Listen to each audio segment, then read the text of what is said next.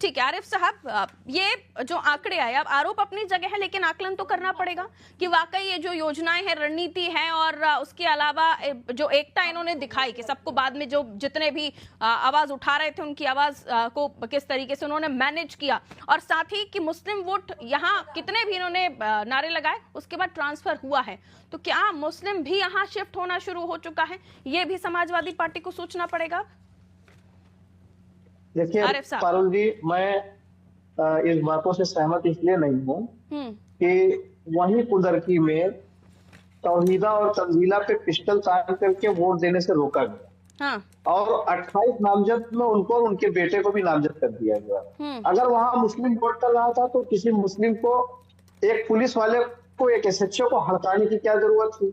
और अगर मुस्लिम वोट कर रहा है तो संभल घटाने की क्या जरूरत थी? ये सब भरमाने वाली बातें हैं, ऐसा कुछ भी नहीं है। हमारे वहां के प्रत्याशी हाजी रिजवान साहब ने कहा कि 300 से ज्यादा बूथों पर हमारे एजेंटों को मार के भगा दिया गया, पुलिस ने वहां खुद वोट डाले, वहां लोगों का बयान है, बड़े बड़े टीवी चैनल्स पर लाइव चल रहा था प्रसारण, प्रत्यक्ष को प्रमाण की क्या जरूरत?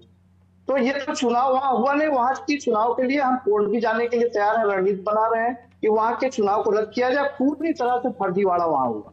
दूसरी चीज मैं आपको बताना चाहता हूं कि अभी जौनपुर में मटरू बिंद थाने में मार दिया गया, 1 रुपए भी शासन से उसको नहीं मिला। और लखनऊ में मोहित पांडे मार दिया जाता है, उसको प्रधान मुख्यमंत्री जी पैसा देते हैं।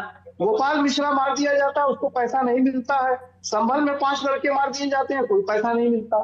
तो किन बातों पर माइनॉरिटी या दलित या पिछड़ा समाज योगी आदित्यनाथ को या भारतीय जनता पार्टी को पसंद करेगा, क्यों वोट करेगा? मेरा यही सवाल है बार बार कि ऐसा कोई काम नहीं किया है, टोटल फर्जीवाड़ा करके चुनाव जीता गया है। और इसे चुनाव नहीं कहते, इसे लोकतंत्र की हत्या कहते हैं। जहां पर जिस तरीके से वहां पर पत्थरबाजी हुई है, तो मैं वही पूछना चाह रही हूँ क्योंकि संभल में आरोप ये लगे कि बीजेपी का प्रायोजित ये सब कुछ था। तो ये जो फिर मुस्लिम वोटर्स गए ना, फिर BJP according to you sir, फिर मुस्लिम वोटर्स उन्हीं के है ना, कहां इधर से पकड़िए उधर से पकड़िए, तो बात तो वही आती है ना। आप ये बताइए, आप मैं बता रहा हूँ ना कि आप अगर मुस्लिमों को ये बता रहे, इंद्रजीत जी तो बहुत घूम रहे हैं मुसलमानों के बीच में, आज से नहीं घूम रहे हैं इंद्रजीत जी। इंद्रजीत जी पूरा मिशन लेके घूम रहे हैं। कब मिल गया? लोकसभा में क्यों नहीं मिल गया? और अगर योगी जी ब्रांड है तो योगी जी पंजाब में बाई इलेक्शन क्यों हार जाते हैं? झारखंड में भी रैली करके आते हैं, क्यों हार जाते हैं? योगी और मोदी का जादू अगर चल रहा है तो पूरे देश पे चलना चाहिए। ठीक है, आज तो सोशल मीडिया का दौर है, जो कहते हैं लेकिन लॉजिकली 60% आबादी